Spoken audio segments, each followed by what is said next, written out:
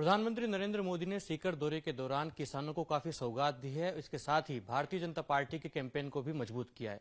इस पर बातचीत करेंगे। मेरे साथ हैं सीकर के स्थानीय सांसद और इस कार्यक्रम के मुख्य सूत्रधार स्वामी सुमिधानंद सरस्वती। स्वामी जी, प्रधानमंत्री कल सीकर दौरे पर रहे, काफी सौगात दी है, किस प्रकार का रेस्पॉन्स जनता में अब देखने को मिल रहा है? माननीय प्रधानमंत्री जी कल सीकर में थे और उनके वहां आगमन से पूरा क्षेत्र जोश से भरा हुआ है। युवाओं के अंदर उत्साह है क्योंकि उन्होंने हमें बहुत कुछ दिया और कल भी बहुत कुछ दे करके आए हैं। राजस्थान की सूरत बदल दी है। जहां 10 मेडिकल कॉलेज हुआ करते थे वहां पर आज 31 मेडिकल कॉलेज हैं। किसानों को यूरिया गोल्ड दिया है। किसानों को 1,25,000 किसान समृद्धि केंद्र दिए हैं जिसमें किसान वहां बहुत कुछ सीखेंगे। उनको सस्ता बीज मिलेगा, सस्ती दवाई मिलेंगी। तो बहुत कुछ दिया है प्रधानमंत्री जी ने। पहले हमारे जिले को भी दिया है। इसलिए लोगों में जोश है कि जो मैंने मांगा वो प्रधानमंत्री जी ने दिया। जो मांगा वो प्रधानमंत्री जी ने दिया है, लेकिन चुनावी साल है। कल प्रधानमंत्री जी ने पॉलिटिकल बातें भी की, बीजेपी के पक्ष में कैंपेन खड़ा करने का प्रयास भी किया। क्या लगता है भारतीय जनता पार्टी को चुनावी साल में इसका मैंडेट मिलेगा, फायदा मिलेगा? पिछली बार जब हमारी सरकार बनी थी 2013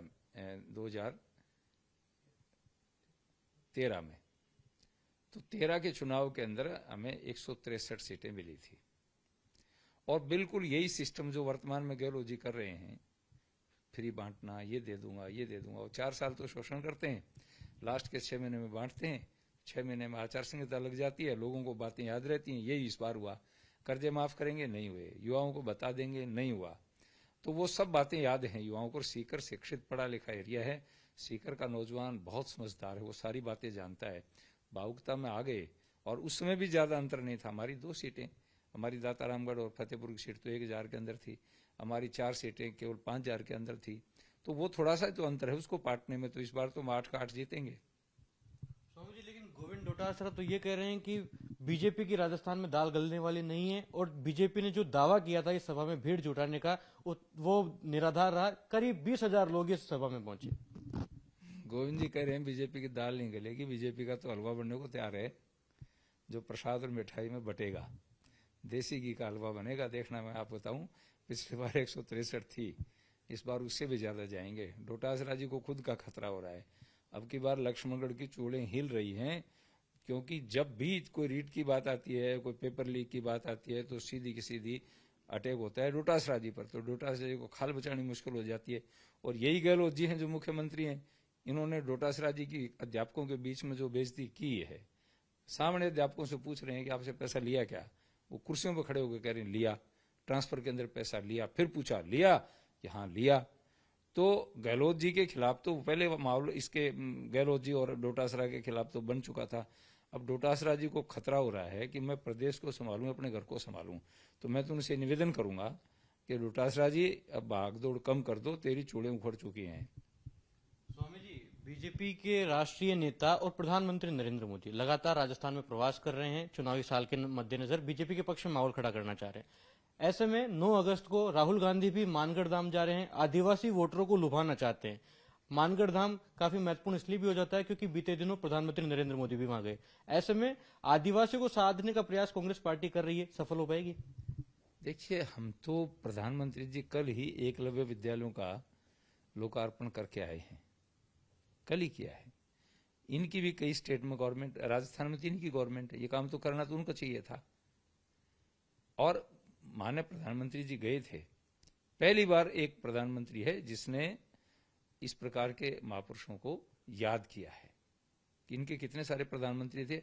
अब राहुल गांधी को मानगढ़ याद आ रहा है। उनके पिताजी को याद क्यों नहीं आया? नानी को, दादी को याद क्यों नहीं आया?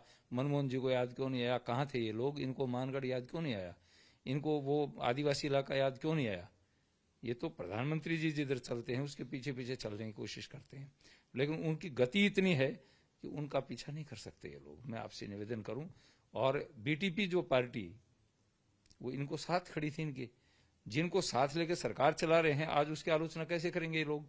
वही जो गुडा जी की स्थिति है, जिनके कंधों पर चढ़ करके गहलोत जी ने सरकार बनाई। आज जब वो भ्रष्टाचार के आरोप लगाता है तो उसको धक्के देकर के बाहर निकालते हैं, उसके साथ मारपीट करते हैं। वही स्थिति बीटीपी की है।